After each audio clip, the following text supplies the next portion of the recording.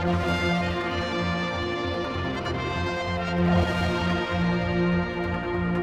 I'm sure you've been following, like me, on the Facebook and other places, Expedition Limitless, which is getting ready and is underway already in Sweden, getting ready for the big event later in the year. But what a great moment to have a catch-up as we go live to Sweden now, and we've got two Martins and a Phil. Phil, starting with you, can you just fill people in on what exactly you're doing?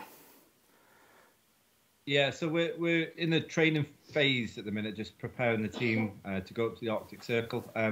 So this week we're looking at developing winter skills, getting them familiar and comfortable working in minus environments. We've had down to minus 19 this week. We're a little bit warmer today as the weather's going up, but then we're dropping down again towards the end of the week. So it's getting the team used to not just living in this environment, but being able to comfortably live and thrive. And that just takes a little bit of preparation rather than going straight up into the Arctic Circle and then having to do that on the expedition itself. And of course, that is the big event. Coming to Mark Malone, you're a member of this whole expedition. I think getting your suitcases was the first challenge, but that's now been sorted, I understand. What's it been like for you? Superb so far. It's been really good to spend time with the team, actually, because we've all met each other online. Thanks, Mark. We've all met each other online. We've kind of been in various meetings together, but this is the first time we've had the team together training.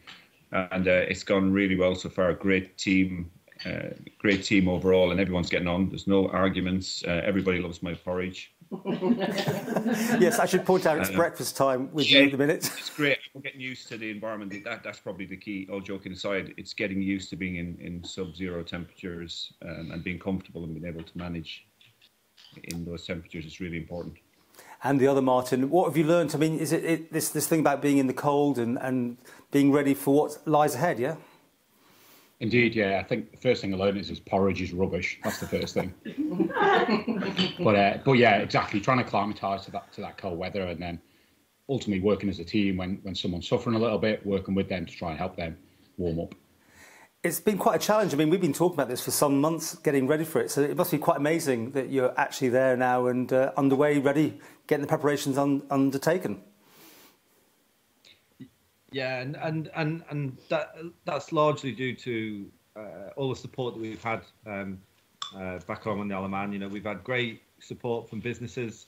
A whole host of people that are on this expedition are here because either a business has thought it valuable enough to send one of their guys on it as a sponsee, or even better, proxy sponsors where we've got businesses or business owners that have sponsored someone outside of their business because they see the value in it. And that's what's made this whole thing possible. And that's why all of the money that we raise is directed to ILS, and there's not a penny that goes anywhere else but the charity, which is why we've got such a high target, which we're well on the way to surpassing already.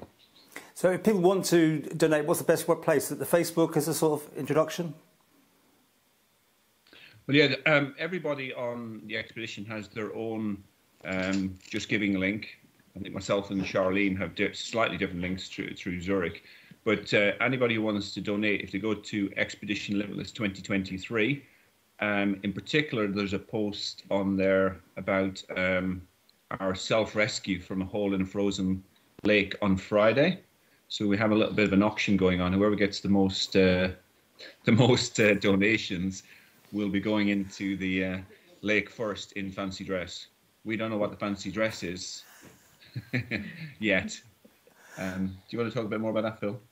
Well, yeah, I mean, what we should be clear about straight away is Martin Malone thinks he's committed to going in a mankini anyway. So, so I know some people will be happy with that. And so, but I think we're looking at some sort of fruit, to be honest with you, Paul. But I don't want to give away the fancy dress just yet because myself and Matt, the other expedition leader, we just ordered it. So it was a kind of a flip up between a banana and a hot dog. But we'll keep it as a surprise. Nobody will know who's won the right word. It's won the auction until Friday when we go on Facebook Live, and then as we spin the camera around, someone will be dressed up as a hot dog or banana to do their self-rescue. All in the spirit of charity and that. Well, anyone knows Martin Malone, he never takes any excuse to get his clothes off anyway. Mind you, he has got the body to show off, I suppose. Give him that, I suppose.